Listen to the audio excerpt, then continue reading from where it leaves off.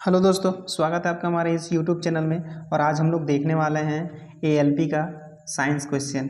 जी हाँ दोस्तों, आज हम लोग जो है वो आज से एएलपी का प्रैक्टिस सेट स्टार्ट करेंगे, जिसमें हम लोग यहाँ पे प्रीवियस ईयर जितने भी क्वेश्चन थे, जी हाँ प्रीवियस ईयर जितने भी क्वेश्चन थे उन सभी को हम लोग यहाँ पे देखने वाले हैं। तो आज हम लोग यहाँ पे एएलपी का देख सकते हैं, यहाँ पे CBT 1 का जो है वो 9 अगस्त 2018 का शिफ्ट 1 का क्वेश्चन यहाँ पे हम लोग देखने वाले हैं।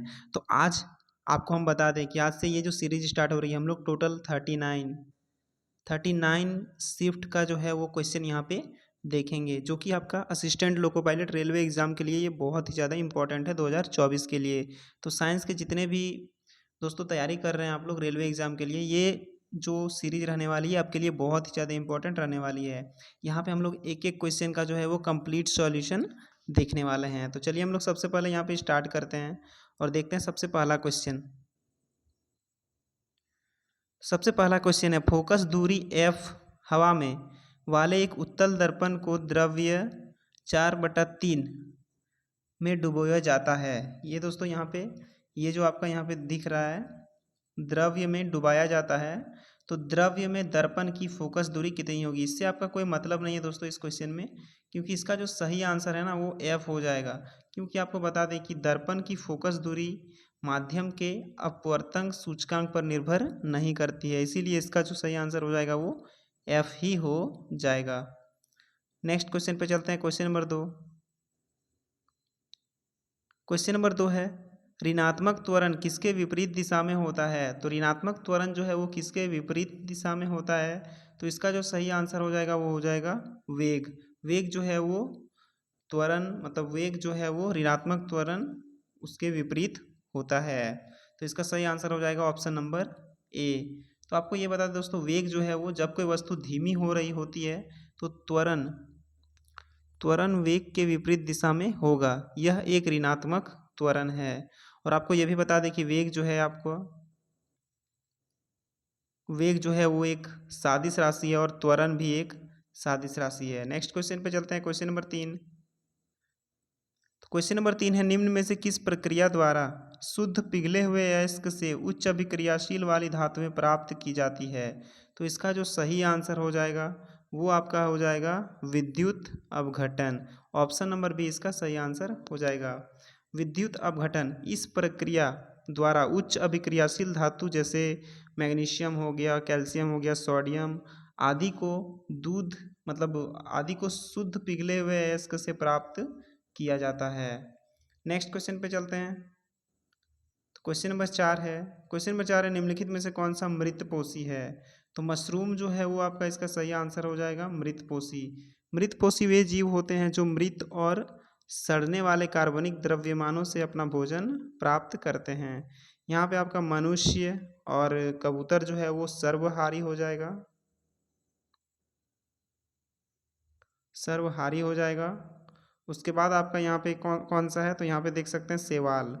शैवाल जो है वो आपका स्वपोषी हो जाएगा, स्वपोषी हो जाएगा आपका शैवाल। नेक्स्ट क्वेश्चन है क्वेश्चन नंबर 5। तो क्वेश्चन नंबर 5 है, निम्नलिखित नियम द्वारा अष्टक वर्गीकरण में निम्नलिखित में से कौन सा तत्व अंतिम है। तो इसका सही आंसर हो जाएगा ऑप्शन नंबर बी, थोरियम जो है वो न्यूलैंड्स का जो अष्टक वर्गीकरण था दोस्तों, उसमें थोरियम जो था वो अंतिम तत्व था। तो यहाँ पे देख सकते हैं जो ये अष्टक वर्गीकरण है, ये बोलता है कि आठवां तत्व जो है वो पहले तत्व के समान होगा। नेक्स्ट क्वेश्चन है क्वेश्चन नंबर 6। क्वेश्चन नंबर 6 है, जब एक परिपथ में कई प्रतिरोधों को श्रेणी क्रम संयोजन में जोड़ा जाता है तो प्रत्येक प्रतिरोधकों में प्रतिरोधक के सिरों पर विद्युत धारा का मान क्या होगा। तो इसका जो सही आंसर हो जाएगा वो आपका हो जाएगा समान रहता है, option number B. Next question है क्वेश्चन नंबर 7। क्वेश्चन नंबर 7 है, उस धातु का नाम बताइए जिसे चाकू से आसानी से काटा जाता है। सोडियम जो है वो इसका सही आंसर हो जाएगा।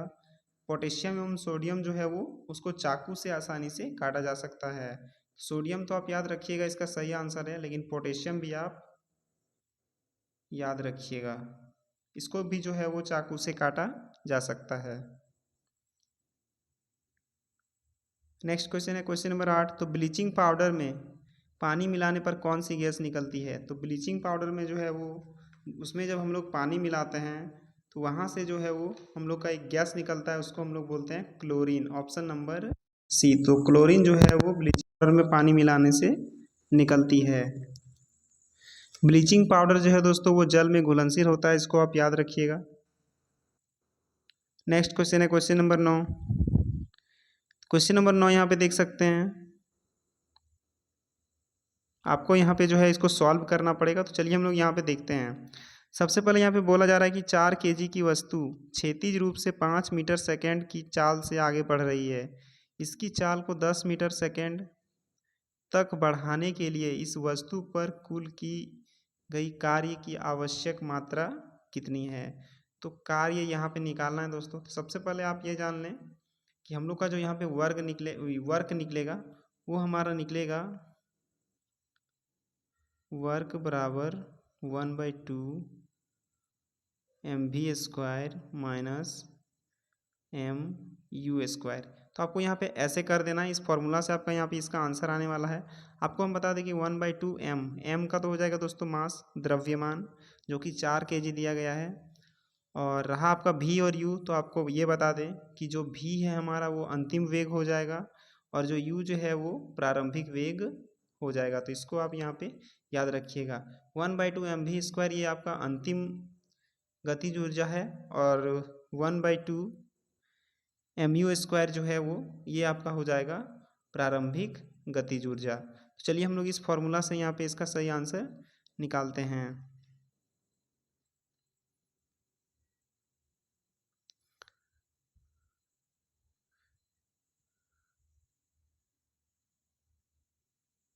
तो यहाँ पे देख सकते हैं, सबसे पहले इसको हम लोग को सॉल्व करने के लिए जो फॉर्मूला हम बताए थे उसमें आपको यहाँ पे सेट करना है।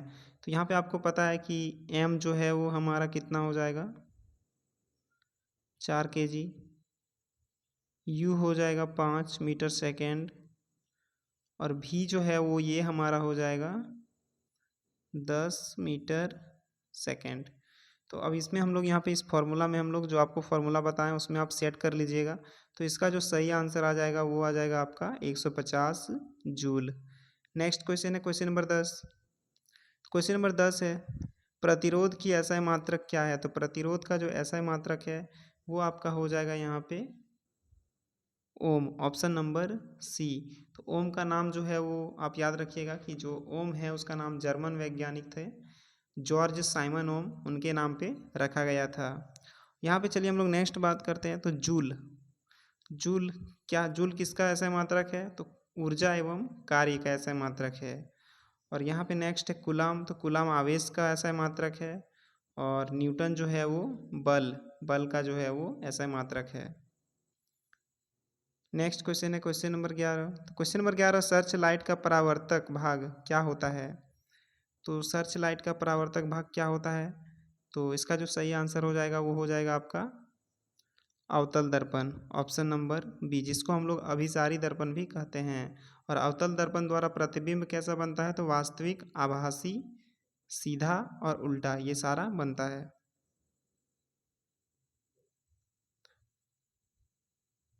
नेक्स्ट क्वेश्चन है क्वेश्चन नंबर 12। तो जिन पौधों में विभेदित पादप शरीर नहीं होता है वे समूह क्या कहलाते हैं? तो इसका जो सही आंसर हो जाएगा वो हो जाएगा thallophyta. Option number C. Next question है क्वेश्चन नंबर 13। क्वेश्चन नंबर 13 है, रेनवियर के नोड सूक्ष्म छिद्र हैं जो डैश में पाए जाते हैं। तो इसका सही आंसर हो जाएगा माइलिन तंत्रिकाक्ष जो है वो इसका सही आंसर हो जाएगा। नेक्स्ट क्वेश्चन है क्वेश्चन नंबर 14। तो अलैंगिक प्रजनन लैंगिक प्रजनन से भिन्न होता है। अलैंगिक प्रजनन में क्या होते हैं? तो इसका जो सही आंसर हो जाएगा वो हो जाएगा नए जीव आनुवांशिक रूप से माता पिता के समान होते हैं, ये इसका सही आंसर हो जाएगा। नेक्स्ट क्वेश्चन है क्वेश्चन नंबर 15। क्वेश्चन नंबर 15 है, NH4 2SO4 अणु में कितने परमाणु उपस्थित है? तो परमाणुओं को गिनना दोस्तों बहुत ही ईजी है। आप यहाँ पे देख सकते हैं दिया हुआ है NH4 ब्रैकेट 2SO4। तो सबसे पहले यहाँ पे नाइट्रोजन जो है वो इसका कितना हो जाएगा? तो नाइट्रोजन का हो जाएगा 2, क्योंकि नाइट्रोजन का यहाँ पे नाइट्रोजन के बाद दोस्तों कुछ नहीं है, तो नाइट्रोजन के बाद कोई संख्या नहीं है, तो डायरेक्ट यहाँ जो 2 लगा हुआ है ब्रैकेट के बाद ये 2 हो जाएगा। और हाइड्रोजन जो है वो हो जाएगा दोस्तों 8। तो 8 कैसे हुआ, तो हाइड्रोजन के बाद यहाँ पे कितना लगा है, हाइड्रोजन के साथ 4 लगा है, और इसको अगर हम लोग 2 से मल्टीप्लाई करेंगे तो 8 हो जाएगा। फिर S, यहाँ पे हमारा सल्फर जो है दोस्तों वो हो जाएगा आपका 1, और ऑक्सीजन जो है वो हो जाएगा 4। तो यहाँ पे टोटल यहाँ पे जोड़ने से आपका 15 आंसर आ जाएगा। तो ऑप्शन नंबर ए इसका सही आंसर हो जाएगा। नेक्स्ट है क्वेश्चन नंबर 16। तो संवेग को किसके गुणनफल के रूप में मापा जाता है। तो जो संवेग होता है उसको किसके गुणनफल के रूप में मापा जाता है, तो इसका जो सही आंसर हो जाएगा द्रव्यमान इंटू वेग। द्रव्यमान और वेग के गुणनफल से मापा जाता है संवेग को, तो ये आप याद रखिएगा। नेक्स्ट क्वेश्चन है क्वेश्चन नंबर 17। क्वेश्चन नंबर 17 है मेंडलीव के आवर्त सारणी में तत्वों के गुणों को उनके डैश का आवर्तिक फलन माना गया है। तो इसका जो सही आंसर हो जाएगा वो परमाणु द्रव्यमान, ऑप्शन नंबर बी, परमाणु द्रव्यमान का आवर्तिक फलन माना गया है। नेक्स्ट क्वेश्चन है क्वेश्चन नंबर 18। तो लाल चींटियों में निम्नलिखित में से कौन सा अम्ल मौजूद है। तो लाल चींटियों में जो है वो फर्मिक अम्ल यहाँ पे मौजूद है, इसको आप याद रखिएगा। नेक्स्ट क्वेश्चन है क्वेश्चन नंबर 19। तो क्वेश्चन नंबर 19 है 1 किलोवाट घंटा कितने के बराबर होता है। तो इसका जो सही आंसर हो जाएगा 3.6 इंटू 10⁶ जूल। तो ऑप्शन नंबर ए इसका सही आंसर हो जाएगा। ये मान आप याद रखिएगा, बहुत ही बार जो है वो एग्जाम में पूछे जाते हैं। नेक्स्ट है क्वेश्चन नंबर 20। तो पृथ्वी पर गुरुत्वीय त्वरण का मान कितना है। तो पृथ्वी पर गुरुत्वीय त्वरण का मान कितना है, तो इसका जो सही आंसर हो जाएगा भूमध्य रेखा पर सबसे कम। ऑप्शन नंबर ए इसका सही आंसर हो जाएगा। तो ये थे दोस्तों आज के क्वेश्चन जो हम लोग यहाँ पे देख सकते हैं। 9 अगस्त शिफ्ट 1 का यहाँ पे हम लोग कर रहे थे, जो कि आपका रेलवे एग्जाम के लिए बहुत ही ज़्यादा इंपॉर्टेंट है। और ये ALP के लिए दोस्तों बेस्ट प्रैक्टिस सेट है। प्रीवियस ईयर क्वेश्चन को आप करके जाएं और करें, वहाँ से क्वेश्चन रिपीटेड भी होते हैं, और इससे आपको पता चलेगा कि अब जो है वो इस बार किस तरह के क्वेश्चन पूछे जा सकते हैं, इससे आपको पता चलेगा। और इसमें दोस्तों आपका जो भी क्वेश्चन कराए जा रहे हैं वो बहुत ही ज़्यादा इंपॉर्टेंट होने वाले हैं, तो इसको आप मिस ना करें। और ये सारे शिफ्ट का क्वेश्चन आप जरूर देखें दोस्तों, क्योंकि यहाँ पे कंप्लीट सॉल्यूशन होने वाला है। और इसके बाद हम लोग दोस्तों ग्रुप डी का भी जो PYQ है, क्योंकि ग्रुप डी में पिछला बार बहुत ही अच्छा क्वेश्चन पूछा गया था, तो उनका भी हम लोग क्वेश्चन यहाँ पे सॉल्व करेंगे। तो कैसा लगा वीडियो ज़रूर बताइएगा, और कमेंट करना ना भूलें दोस्तों। अगर अच्छा लगा तो लाइक करें और चैनल को सब्सक्राइब भी करें। मिलते हैं नेक्स्ट वीडियो में, तब तक के लिए धन्यवाद।